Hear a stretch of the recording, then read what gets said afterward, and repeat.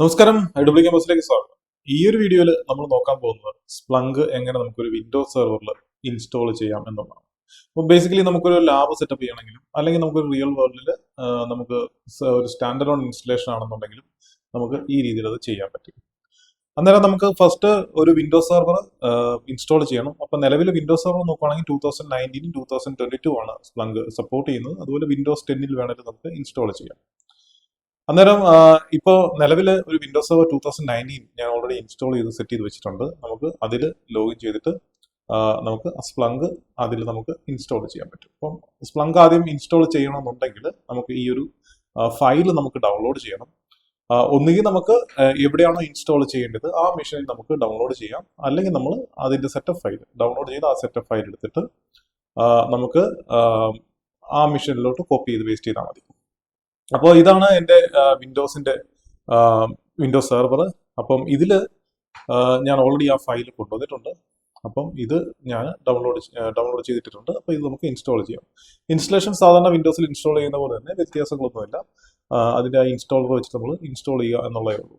അപ്പോൾ ആദ്യം നമുക്ക് ഈ ഒരു എഗ്രിമെന്റ് അക്സെപ്റ്റ് ചെയ്യണം. ഇതിനകത്ത് കസ്റ്റമൈസേഷൻ നോക്കുകയാണെന്നുണ്ടെങ്കിൽ ഇത് ഡീഫോൾട്ടായിട്ടുള്ള ഓപ്ഷൻസ് ആണ് ഉള്ളത്. അപ്പോൾ ഇത്രയും ഇതിൻ്റെ അകത്ത് എന്തെങ്കിലും ഓവർ റൈഡ് ചെയ്യണമെങ്കിൽ മാത്രം നമ്മൾ കസ്റ്റമൈസ് പോയാൽ മതി. അല്ലെങ്കിൽ നെക്സ്റ്റ് അടിച്ചു കഴിഞ്ഞാൽ നമ്മൾ യൂസർ നെയിം പാസ്വേഡും ക്രിയേറ്റ് ചെയ്യുന്ന രീതിയിലാണ് വരുന്നത്. അത് എന്താണെന്നുള്ളത് ഞാൻ പറയാം. ജസ്റ്റ് ബാക്കിലോട്ട് വന്നു കഴിഞ്ഞാൽ നമുക്ക് ഈ ഒരു കസ്റ്റമൈസേഷൻ കൂടെ നോക്കാം. ഇതിൻ്റെ അകത്ത് എവിടെയാണ് ഈ ഒരു സ്പ്ലങ്കിൻ്റെ ഫയൽസ് ഇൻസ്റ്റാൾ ചെയ്യണം എന്നുള്ളത്. ഇപ്പോൾ ഡീഫോൾട്ട് ലൊക്കേഷൻ ആണിത്, പ്രോഗ്രാം ഫയൽസിനാണ് സ്പ്ലങ്ക് ഇൻസ്റ്റാൾ ആകുന്നത്. അപ്പോൾ ഞാൻ അത് തന്നെ വെക്കുകയാണ്. നിങ്ങൾക്ക് ഇനി വേറെ ഏതെങ്കിലും ലൊക്കേഷനിൽ ചെയ്യണമെന്നുണ്ടെങ്കിൽ അത് ചെയ്യാം. എന്നിട്ട് നെക്സ്റ്റ് കൊടുക്കുന്നു. ഇവിടെ നമ്മൾ ഏതൊരു സിസ്റ്റം അക്കൗണ്ട് യൂസ് ചെയ്തിട്ടാണ് ഈ ഒരു സ്പ്ലങ്കിനെ നമ്മൾ റൺ ചെയ്യാൻ പോകുന്നത് എന്നുള്ളതാണ് ഇവിടെ വരുന്നത്. ഒന്നുകിൽ നമുക്ക് ലോക്കൽ സിസ്റ്റം യൂസ് ചെയ്യാം, അല്ലെങ്കിൽ ഡൊമൈൻ ചെയ്യാം. അപ്പം നമുക്കൊരു ഡൊമൈൻ ഉണ്ടെന്നുണ്ടെങ്കിൽ നമുക്ക് ഈ ഡൊമൈൻ വെച്ചുകൊണ്ട് സ്പ്ലങ്ക് നമ്മുടെ ഇൻഫ്രാസ്ട്രക്ചർ കംപ്ലീറ്റ്ലി ഡൊമൈൻ ബേസ്ഡ് ആണെന്നുണ്ടെങ്കിൽ എല്ലാ ഡിവൈസസും ഡൊമൈനിലുള്ളൊരു അക്കൗണ്ട് അല്ലെങ്കിൽ ഒരു അഡ്മിൻ അക്കൗണ്ട് ക്രിയേറ്റ് ചെയ്ത് കഴിഞ്ഞാൽ ആ അക്കൗണ്ട് വെച്ച് എല്ലാം ആക്സസ് ചെയ്യാൻ പറ്റുമെങ്കിൽ ഒരു അഡ്മിൻ അക്കൗണ്ട് വെച്ചിട്ട് നമുക്ക് ചെയ്യാൻ പറ്റും. പക്ഷെ ആ ഒരു അക്കൗണ്ട് നമ്മൾ ക്രിയേറ്റ് ചെയ്യണം സ്പ്ലങ്കിന് വേണ്ടിയിട്ട് ആദ്യം ഡൊമൈനിൽ, എന്നിട്ട് വേണം നമ്മൾ ഇവിടെ കൊടുക്കാനായിട്ട്. ഇപ്പം ഞാൻ നിലവിൽ ലോക്കൽ സിസ്റ്റം വെച്ചിട്ട് ക്രിയേറ്റ് ചെയ്യാൻ പോവാണ്. ഒരു നെക്സ്റ്റ് കൊടുക്കുന്നു. ഇവിടെ യൂസർ നെയിം ചോദിക്കുന്നുണ്ട്. ഞാനിവിടെ സ്പ്ലങ്ക് എന്ന് പറഞ്ഞൊരു യൂസർ ക്രിയേറ്റ് ചെയ്യുവാണ്. അതാകുമ്പം കൺഫ്യൂഷൻ ഒന്നുമില്ല. അതിനൊരു പാസ്വേഡ് സെറ്റ് ചെയ്യുവാണ്. മറ്റു നെക്സ്റ്റ് കൊടുക്കാം. അപ്പോൾ ഇവിടെ സ്റ്റാർട്ട് മെനു ഷോർട്ട് കട്ട് വേണമെന്നുണ്ട്. അത് ഷോർട്ട് കട്ട് ഇരിക്കട്ടെ.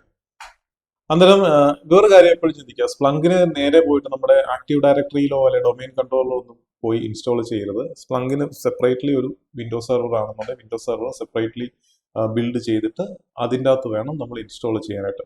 കാരണം സ്പ്ലങ്കിൻ്റെ അകത്ത് തന്നെ അത്യാവശ്യം ഡേറ്റയൊക്കെ ഇത് കൺസ്യൂം ചെയ്യും സ്പ്ലങ്ക്.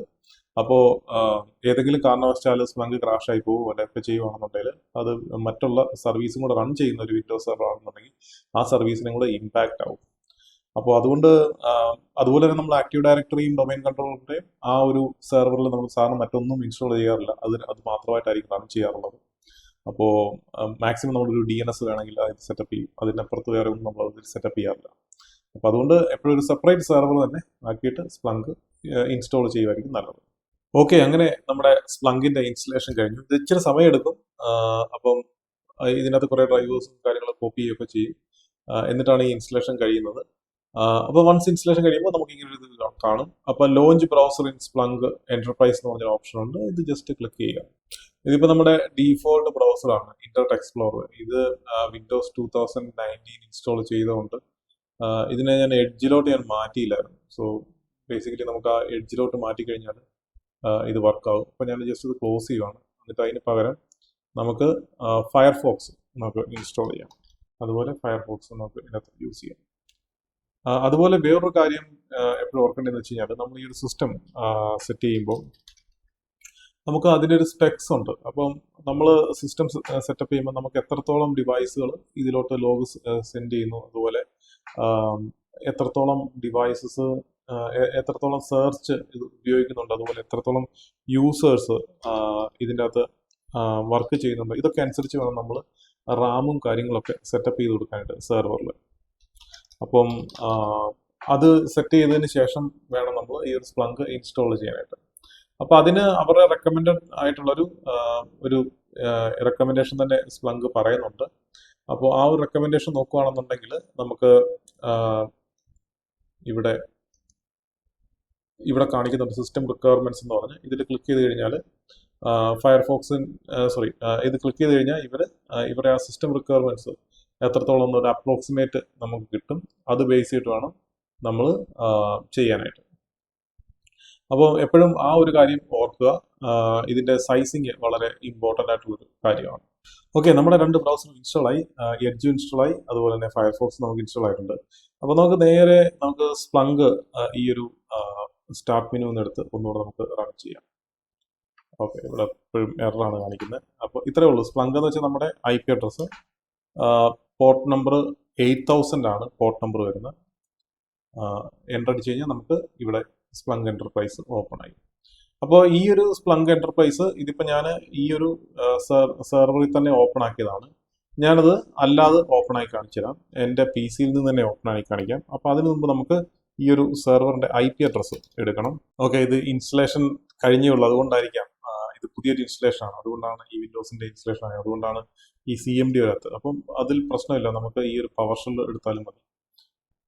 അല്ലെങ്കിൽ നമ്മുടെ ടാസ്ക് ബാറിലുള്ള നെറ്റ്വർക്ക് എടുത്തിട്ട് അതിൽ നിന്നാണ് നമുക്ക് IP അഡ്രസ്സ് കണ്ടുപിടിക്കാൻ പറ്റും. ഇതാണ് ഇതിന്റെ IP അഡ്രസ്സ്. അല്ലെങ്കിൽ നമ്മൾ പവർ ഷെല്ലിലാണെങ്കിൽ IP config എന്ന് പറഞ്ഞ് കൊടുത്തു കഴിഞ്ഞാലും നമുക്ക് ഈ ഒരു IP അഡ്രസ്സ് കിട്ടും. അപ്പോൾ ഇതാണ് നമ്മുടെ IP അഡ്രസ്സ് ഈ ഒരു സെർവറിന്റെ. അപ്പോൾ ഈ ഒരു സെർവറിന്റെ IP അഡ്രസ്സിലോട്ട് വേണം നമ്മൾ കണക്ട് ചെയ്യാനായിട്ട്. ഓക്കെ, അപ്പോൾ ഇവിടെ ഞാൻ ആ ഒരു IP അഡ്രസ്സ് ഇട്ട് കൊടുക്കാൻ പോവാണ്. 172.16.9.17. ഇതിന്റെ പോർട്ട് നമ്പർ എന്ന് പറയുന്നത് 8000. എൻ്റർ അടിക്കുക.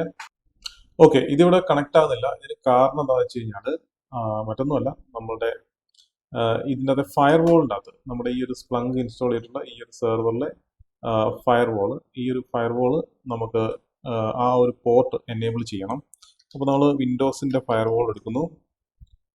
വിൻഡോസ് ഫയർവാൾ എടുത്തിട്ട് ഓക്കെ, അതും സെർച്ചിൽ വരുന്നില്ല.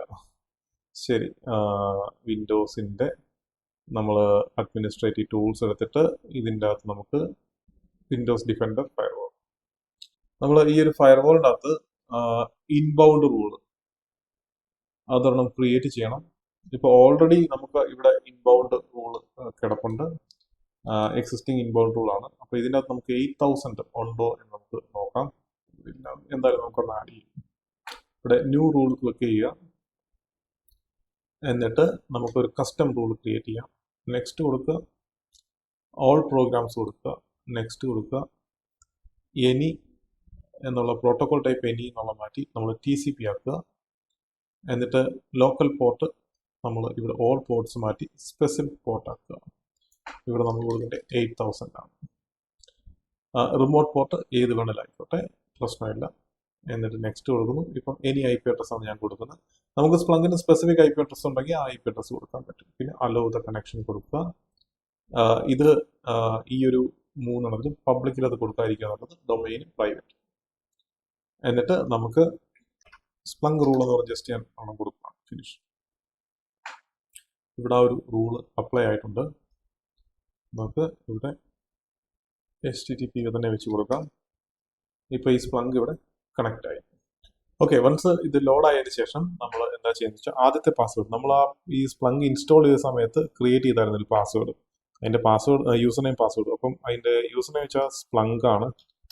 കാരണം ഇത് വിൻഡോസ് ഇൻസ്റ്റലേഷൻ ആയതുകൊണ്ട് ഇതിന്റെ എന്താണോ നമ്മൾ ആ സർവീസ് അക്കൗണ്ട് ക്രിയേറ്റ് ചെയ്ത് അതിന്റെ പാസ്വേഡ് ഒന്ന് കൊടുക്കാനായിട്ട്. ആ ഇൻസ്റ്റലേഷൻ സമയത്ത് തന്നെ നമ്മളൊരു പാസ്വേഡ് യൂസർ നെയിം ചോദിച്ചായിരുന്നു. അപ്പോൾ ആ പാസ്വേഡ് യൂസർ നെയിം വെച്ചിട്ട് വേണം നമ്മൾ കയറാനായിട്ട്. വൺസ് അത് കയറി കഴിഞ്ഞാൽ നമുക്കിതാ ഇവിടെ ആ ഒരു സ്പ്ലങ്കിന്റെ അഡ്മിനിസ്ട്രേഷൻ ഡാഷ്ബോർഡ് നമുക്കിവിടെ കാണാൻ പറ്റും. അപ്പോൾ ഇത്രയേ ഉള്ളൂ വിൻഡോസിന്റെ ഇൻസ്റ്റലേഷൻ എന്ന് പറഞ്ഞു കഴിഞ്ഞാൽ.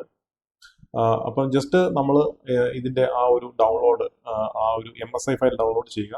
അതിനുശേഷം അത് നമ്മൾ ഏതാണോ വിൻഡോസ് സെർവർ, ആ വിൻഡോസ് സെർവറിൽ ഇൻസ്റ്റാൾ ചെയ്യുക. ഇൻസ്റ്റാൾ ചെയ്തതിന് ശേഷം ഇൻസ്റ്റാൾ ചെയ്യാൻ നേരത്ത് നമ്മളോട് ഒരു യൂസർ നെയിം പാസ്വേഡും ചോദിക്കുന്നുണ്ട്. ലോക്കൽ യൂസർ ആണെങ്കിൽ, അല്ലെങ്കിൽ ഡൊമൈൻ ആണെന്നുണ്ടെങ്കിൽ നമുക്ക് ഡൊമൈനിലുള്ള ഏതെങ്കിലും അഡ്മിനിസ്ട്രേറ്റീവ് പ്രിവിലേജ് ഉള്ള ഡൊമൈനിലും, അതുപോലെ തന്നെ നമ്മൾ ഈ സ്പ്ലങ്ക് ഇൻസ്റ്റാൾ ചെയ്യുന്ന ആ ഒരു സെർവറിലും അഡ്മിനിസ്ട്രേറ്റീവ് പ്രിവിലേജ് ഉള്ള ഒരു യൂസറിൻ്റെ ഇത് ക്രിയേറ്റ് ചെയ്യണം ഡൊമൈനിൽ. എന്നിട്ട് ആ യൂസർ നെയിം പാസ്വേഡ് യൂസ് ചെയ്തിട്ട് വേണം നമ്മൾ സ്പ്ലങ്ക് ഇൻസ്റ്റാൾ ചെയ്യാനായിട്ട്. വൺസ് ആ ഒരു ഇൻസ്റ്റലേഷൻ കഴിഞ്ഞ് കഴിയുമ്പോഴത്തേക്കിനും നമുക്ക് ഫസ്റ്റ് ലോഗിൻ വരും. ആ ലോഗിൻ വരാൻ നേരത്ത് നമ്മൾ ആ ഒരു ഡൊമൈനിൻ്റെ യൂസർ നെയിം പാസ്വേഡ് വെച്ചിട്ട് നമുക്ക് ലോഗിൻ ചെയ്യാൻ പറ്റും.